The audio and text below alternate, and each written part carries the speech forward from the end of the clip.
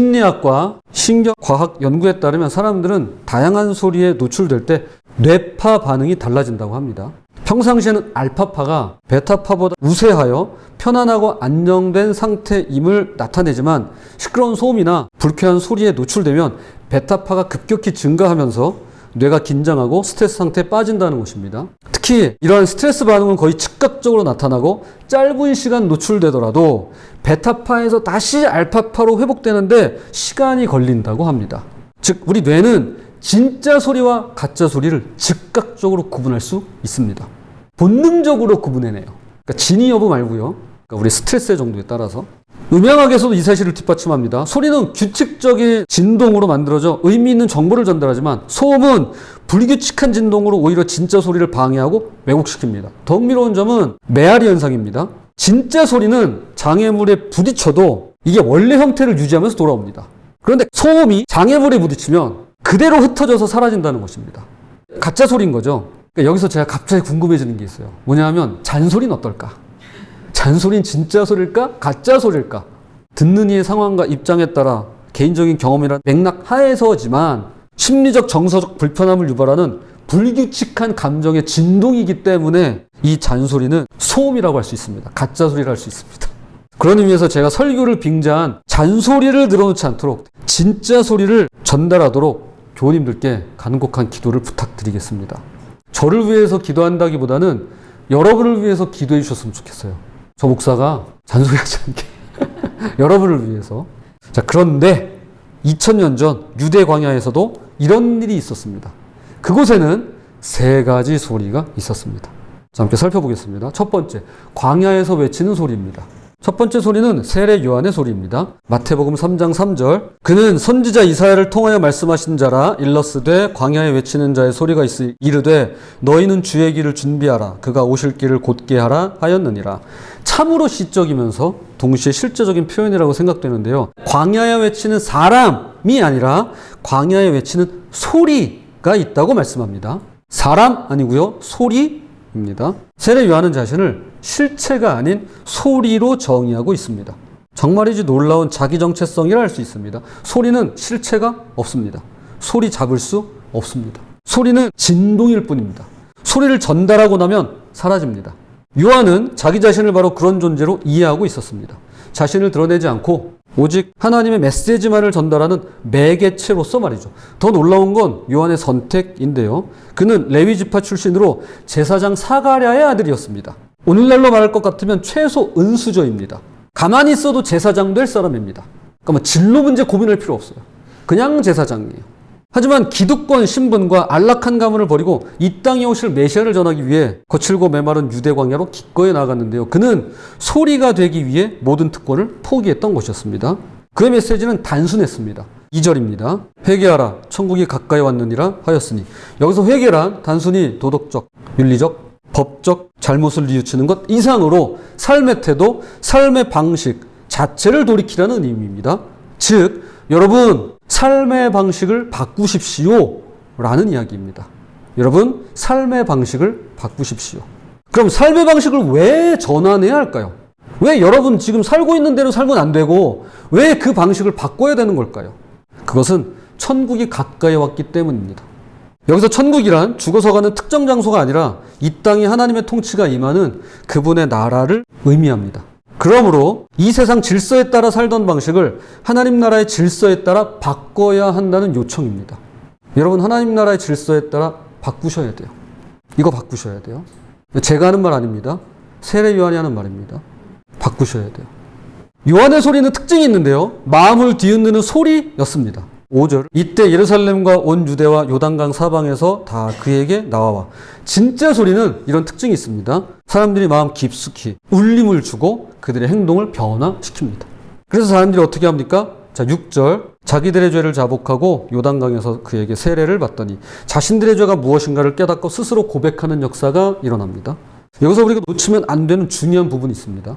가끔 보면 이런 분들 계세요. 인정도 안 하고 자백도 안 하고 사과도 안 하고 그냥 좋은 게 좋은 거라는 식으로 어물쩍 넘어가려는 사람들을 보게 됩니다. 이게요 나이를 불문합니다. 안 했다고 발뺌하고 거짓말하는 건 두말할 것도 없고요. 구렁이 담 넘어가듯이 그냥 없던 셈 치자고 할 때가 있습니다. 체면이니 자존심이니 하면서 사과를 안 하는 거죠. 이게 어떤 지위가 있고 명예가 있고 높은 권력이 있는 경우에 더 그런 것 같습니다. 이런 경우 회개 역사, 사죄의 확신 결코 일어날 수 없습니다. 이런 거 경험 못합니다. 회개 역사 기대하면 안 됩니다. 이것이 하나님께서 우리를 지으실 때부터 디자인하신 창조의 원리입니다. 제가 분명히 말씀드릴 수 있는데요. 우리가 굳이 잘못을 인정하고 자백하고 사과하지 않아도, 여러분 그거 안 하셔도요, 하나님은 우리를 용서해 주실 수 있을까요? 없을까요? 있습니다. 하나님 못 하시는 거 뭐 있어요? 그냥 하시면 되지. 그냥 하시면 돼요. 근데 그렇게 안 하십니다. 하나님은 우리의 자백을 받으세요. 하나님은 우리의 회개를 기뻐하세요. 그걸 원하세요. 그래서 우리에게 회개를 하라고 하세요. 자백을 하라고 하세요. 왜냐? 이것이 무엇보다 내 자신에게 놀라운 유익을 가져다 주기 때문에 그러합니다. 이건 하나님을 위해서가 아니에요. 우리를 위함입니다. 특별히 믿음, 소망, 사랑이 내 속에 차오르는 것을 경험하게 됩니다. 사죄의 확신, 즉 믿음이 생기고요. 하나님께서 싫어하시는 죄를 나도 미워하게 되는 하나님을 향한 사랑이 생겨나고요. 내가 하나님의 자녀답게 살고 싶어지는 소망이 생겨납니다. 그래서 믿음, 소망, 사랑이 우리 가운데 다시 회복돼요. 그러니까 이건 하나님을 위해서라기보다는 나 자신을 위해서 하나님께서 베푸시는 은혜입니다. 그러니 사람에게도 물론이고요. 사람에게 물론 해야 됩니다. 사죄해야죠. 용서를 구해야죠. 이것도 물론이고요. 하나님께 자신의 죄를 자백하고 회개하는 그런 우리가 되었으면 좋겠습니다. 이렇듯 요한의 소리는 단순히 귀를 즐겁게 하는 소리가 아니라 삶을 바꾸는 능력이 되는 소리입니다. 이것이 첫 번째 소리입니다. 두 번째, 메아리 없이 사라진 소음입니다. 두 번째는 바리새인들과 사두개인들의 소리인데요. 이제 분위기가 완전히 바뀝니다. 7절 보겠습니다. 요한이 많은 바리새인들과 사두개인들이 세례 베푸는 데로 오는 것을 보고 이르되 독사의 자식들아 누가 너희를 가르쳐 임박한 진노를 피하라 하더냐. 독사의 자식. 말 다 했죠. 분위기가 완전히 전환됩니다. 요한은 왜 이렇게까지 격렬하게 반응하는 걸까요? 왜 그러는 걸까요? 이들의 소리가 완전히 다른 성격을 지니고 있었기 때문입니다. 누구요? 바리새인들과 사두개인들. 이들은 당시 종교 기득권층이었습니다. 먼저 사두개인들은 예루살렘 성전의 제사장 역할을 하면서 로마 제국 체제에 부역했고 로마의 대리 통치를 도왔습니다.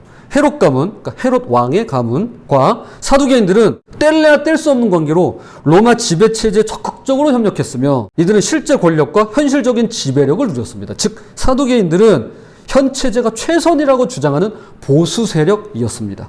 그러니까 이런 거죠. 야, 로마가 우리 다스리잖아. 잘 된 거야, 우리한테. 야, 봐봐. 이것도 지어주고, 저것도 만들어주고, 길도 닦아주고. 야, 와가지고 우리가 더 잘 살게 됐잖아. 이렇게 이야기하는 사람들이에요. 이게 사두개인들입니다. 반면에 바리새인들은 모든 유대인을 율법주의자로 만들고자 했습니다. 그래서 율법을 지키지 않는 자들을 죄인이라고 부르며 공격했습니다. 로마 지배체제에 부역하면서 동족에게 세금을 걷는 세리, 율법을 지킬 여력이 없는 성매매 여성 등을 대표적인 죄인이라고 불렀더랬죠. 그들은 개선의 여지가 없는 죄인을 배제하는 방식을 취했습니다. 그래, 넌 안 돼. 이런 식으로요. 즉 바리새인들은 율법을 완벽하게 지키는 것이 답이라고 주장하는 엘리트 계층이었습니다. 그러니까 이런 거예요. 그래, 사회는 어떻게 되든 관계없고 그냥 교회로 와. 성전에 모여. 회당에 모여. 로마가 다스리든 말든 그게 무슨 상관이야. 그냥 우리 성전에 모여서 여기서 하나님 잘 섬기고 제사 잘 드리고 그러면 돼. 율법 잘 지켜. 요겁니다. 요게 바리새인들이에요. 그럼 이들의 공통점은 뭘까요? 바로 특권 의식에 사로잡혀 있었다는 점입니다. 특권 의식. 마태복음 3장 9절. 속으로 아브라함이 우리 조상이라고 생각하지 말라. 내가 너희에게 이르노니 하나님이 능히 이 돌들로도 아브라함의 자손이 되게 하시리라. 이들은 혈통적 특권을 마치 신앙의 프리패스, 자유이용권처럼 여겼습니다. 자, 여기서 오늘날 한국교회 현실은 어떤지 이재철 목사의 설교를 잠시 인용하도록 하겠습니다. 앞부분, 뒷부분 있는데요. 조금 불편할 수 있는데 양해해 주시기를 바라겠습니다. 오늘날 한국교회 젊은이들이 없습니다. 왜 그렇게 되었을까요? 그들의 시각으로 한국교회를 한번 바라보십시다. 주님께서 말씀하셨습니다. 으뜸이 되고 싶니? 그럼 먼저 종이 되라. 목사, 장로, 권사, 안수집사, 서리집사, 교인 철저하게 계급주의입니다. 장로들 계급도 얼마나 많습니까? 원로장로, 은퇴장로, 협동장로, 시무장로. 거기서도 안수받은 날짜에 따라 서열이 정해져 있습니다. 여러분 잘 모르시죠? 그런 거. 우리 장로님이 안 계시니까 더더욱 그럴 수 있죠. 오늘날 젊은이들의 눈에는 교회가 아닙니다. 성경과는 철저하게 유리된 종교 기업, 종교 집단에 지나지 않습니다. 그렇게 청년들이 떠났습니다. 그리스도인들은 세상과 구별된 삶을 살아야 되는데 출세하고 남의 자식보다 더 잘 되고 좋은 스펙 쌓고 더 많이 돈 벌고 세상의 가치와 똑같은 가치로 살았습니다. 교회가 거룩성을 상실한 것입니다. 그래미상을 2번 탄 한국의 음향기술자가 있습니다. 그 사람이 순천 송광사에 가서 1000년 동안 이어져온 새벽 예불을 녹음했습니다. 그 스님은 윗대 스님한테서 그 윗대분은 그 윗대에게 그렇게 1000년 동안 전수된 예불을 녹음했습니다. 그 다음 서울 대형교회 새벽기도 소리를 녹음했습니다. 수천 명이 주여 외치고 통성기도를 하는데 그걸 녹음했습니다. 그분이 뭐라 했는지 아십니까? 이렇게 얘기합니다. 스님 한 사람의 연불 소리가 수천 명의 기도 소리를 압도한다. 스님은 속세를 떠난 사람입니다. 다른 파장을 가지고 있습니다.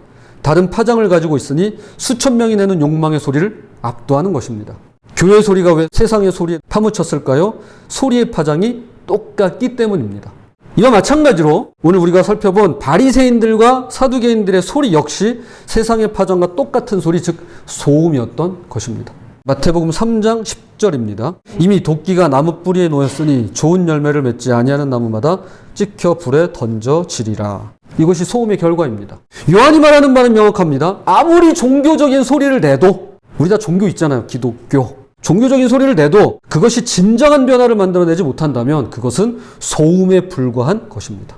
제가 하는 설교도요, 이게 그냥 종교적인 소리면 이거 그냥 소음에 불과합니다. 그래서 저를 위해서 기도 부탁드리는 것입니다. 바리새인들과 사두개인들은 수백 년 동안 종교적 권위를 누렸지만 그들의 말이 사람들 마음에 어떤 울림도 남기지 못했습니다. 결국 특권의식과 자기과시에서 나오는 소리는 아무리 크고 화려해도 사람들의 마음에 아무런 울림도 주지 못하는데요. 저와 여러분이 내는 일상의 소음뿐 아니라 교회의 소음 역시, 또한 저의 소음 역시 경계하고 주의하는 고사리 교우님들 되시기를 부탁드립니다. 끝으로 마지막 3번째, 하늘에서 울려 퍼진 소리입니다. 요한은 자신의 존재 이유를 분명히 합니다. 그는 사람들이 회개할 수 있도록 물세례를 주는 게 자신의 역할이라고 밝히는데요. 그 다음 순간 마치 약속이라도 하듯이 예수님께서 등장하십니다. 13절입니다. 이때에 예수께서 갈릴리로부터 요단강에 이르러 요한에게 세례를 받으려 하시니. 그런데 요한 입장에선 난처한 겁니다. 오히려 자신이 세례를 받아야 하는 입장인데 예수님께서 세례를 받으시겠다는 거예요. 그래서 극구 말립니다. 그러자 예수님께서 이렇게 말씀하십니다. 15절 말씀입니다. 예수께서 대답하여 이르시되 이제 허락하라. 우리가 이와 같이 하여 모든 의를 이루는 것이 합당하니라 하시니 이에 요한이 허락하는지라. 예수님께서 요한에게 하신 말씀이 예사롭지가 않은데요. 우리가 이와 같이 하여 모든 의를 이루는 것이 합당하니라. 알듯 말듯한 말씀을 하십니다. 도대체 뭘까요? 예수님은 죄가 없으시죠. 그러니 죄 용서를 받을 세례도 필요가 없으십니다. 그러므로 이것은 죄 용서를 받아야 할 백성과 예수님 자신 본인을 동일시하는 것입니다. 그리고 이것은 더 나아가 의로우신 분께서 죄인의 세례를 받으심으로 우리 죄를 대신 지시려는 의도를 나타내고 있는 것입니다. 아직 돌아가시기 전이지만, 십자가를 지시기 전이지만 바로 그 의도를 보여주고 있는 것입니다. 그러자 놀라운 일이 일어납니다. 마태복음 3장 16절 17절. 예수께서 세례를 받으시고 곧 물에서 올라오실새 하늘이 열리고 하나님의 성령이 비둘기같이 내려 자기 위에 임하심을 보시더니 하늘로부터 소리가 있어 말씀하시되 이는 내 사랑하는 아들이요 내 기뻐하는 자라 하시니라. 이것이 바로 하늘에서 울려 퍼진 소리입니다. 하나님께서 예수님께 주시는 확증의 소리입니다. 요한의 소리가 사람들을 변화시키는 능력을 가졌다면 하나님의 소리는 정체성을 확증하는 능력을 가졌습니다. 이는 내 사랑하는 아들이요 내 기뻐하는 자라. 이 한마디로 예수님의 모든 사역은 이미 확증되었습니다. 뿐만 아니라 이 확증의 소리는 예수님만을 위한 것이 아닌데요. 예수님을 믿는 모든 사람에게 하나님은 똑같이 말씀하십니다. 너는 내 사랑하는 자녀야. 내가 너를 기뻐한단다. 이것이 3번째 소리입니다. 하나님의 소리는 정체성을 확증해 줍니다. 우리가 누군지 어떤 가치가 있는지를 분명하게 알려주는 소리입니다. 여러분, 천하보다 귀한 영혼입니다. 왜죠? 내가 인정해서 그런가요? 난 천하보다 귀해. 내가 나를 인정하나요? 그렇지 않습니다. 외부에서 인정을 받았기 때문에 그렇습니다. 하늘의 소리가 있기 때문에 그러합니다. 너는 내 사랑하는 자야. 내가 너를 기뻐한단다. 이 말씀 때문에 그러한데요. 말씀에서처럼 우리는 이 세상 소음을 따르는 독사의 자식으로 살아갈 수도 있고요. 아니면 그분이 주시는 확증의 소리를 따라서 하나님의 자녀로 살아갈 수도 있습니다. 하나님께서 기뻐하시는 그분의 자녀로 살아가는 우리 모두가 되었으면 좋겠습니다. 이제 말씀의 결론을 맺으면서 지금까지 살펴본 세 가지 소리의 맥락 안에서 우리 각자의 신앙과 한국교회 현실에 한번 적용해 보도록 하겠습니다. 안타깝게도 저는 한국교회가 그러니까 요 맥락 안에서 보자면 소리를 소음으로 바꿔치기 했다라는 생각을 지울 수가 없습니다. 누가요? 우리 한국교회가. 처음엔 광야에서 외치는 소리로 시작했습니다. 순교자들과 초기 선교사들의 소리였습니다. 하지만 교세가 확장되고 사회의 기득권층을 형성하게 되면서 소리는 점차 소음으로 변질되고 말았습니다.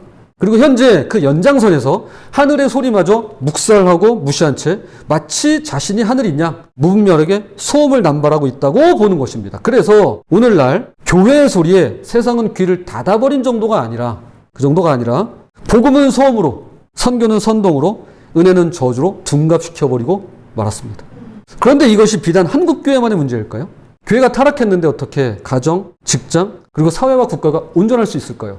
교회가 무너지면 전부 다 무너집니다. 교회가 타락하면 세상은 전에도 타락했는데 타락할 수밖에 없습니다. 가정에서는 잔소리가, 직장에서는 갑질이, 사회에서는 혐오가, 국가에서는 선동과 분열이 소리 대신 소음으로 가득합니다. 마치 교회가 자신이 하늘인 양 소음을 마구 쏟아낸 결과라고 저는 보는 것입니다. 그러나 절망하기엔 너무 이릅니다. 희망은 분명히 있습니다. 2000년 전 광야에서 한 사람의 소리가 온 유대 땅을 뒤흔들어 놓았듯이 오늘도 한 사람의 진짜 소리가 이 땅의 놀라운 변화를 만들어낼 수 있습니다. 그 변화는 멀리 있지 않습니다. 저부터, 여러분 각자부터, 바로 나로부터 시작할 수 있습니다. 그런데 꼭 기억해야 할 사실이 있습니다. 하나님은 지금 이 순간에도 확증의 소리를 들려주고 계신데요. 요단강에서 예수님에게 들려주셨던 바로 그 음성을 지금 우리에게도 들려주십니다. 너는 나의 사랑하는 자녀란다. 내가 너를 기뻐한단다. 이 소리는 우리가 실패했을 때도, 좌절했을 때도, 심지어 소음을 냈을 때도 결코 멈추지 않습니다. 난 너를 사랑해. 넌 나의 자녀야. 내가 너를 기뻐한단다. 하나님의 사랑은 변하지 않습니다. 그 무엇으로도 끊을 수가 없기 때문에 그러합니다. 자, 그럼 어떻게 살아야 될까요? 우리가 세례요한은 아닙니다. 산속에 가가지고 소리 지르라고 하지 않습니다. 그런 거 아닙니다. 그런데 나 자신은 가리고요. 하나님을 드러내는 소리 낼 수 있습니다. 특권을 내세우지 않고요. 섬김을 실천하는 소리 낼 수 있습니다. 여러분, 우리가 특권이 있다면 그거 내려놓는 거예요. 지금 그것 때문에 문제잖아요. 또한 판단하지 않고 사랑하는 소리를 낼 수 있습니다. 이거 우리가 충분히 할 수 있는 것입니다. 그러면 그 한마디가 상대방의 마음에 메아리가 되어서 울려 퍼지고 그 울림이 또 다른 사람에게 전해져서 결국 우리들의 가정 안에, 직장 안에, 그리고 우리 사회와 이 땅 전체 하나님의 나라가 울려 퍼지게 될 줄로 믿습니다. 부디 하늘의 소리를 들은 그분의 자녀로서 욕망의 파장과 세상 소음에서 빠져나와 세례 요한처럼 진짜 소리 또한 진리를 내며 살아가시는 저와 여러분이 되시기를 주님의 이름으로 부탁을 드립니다.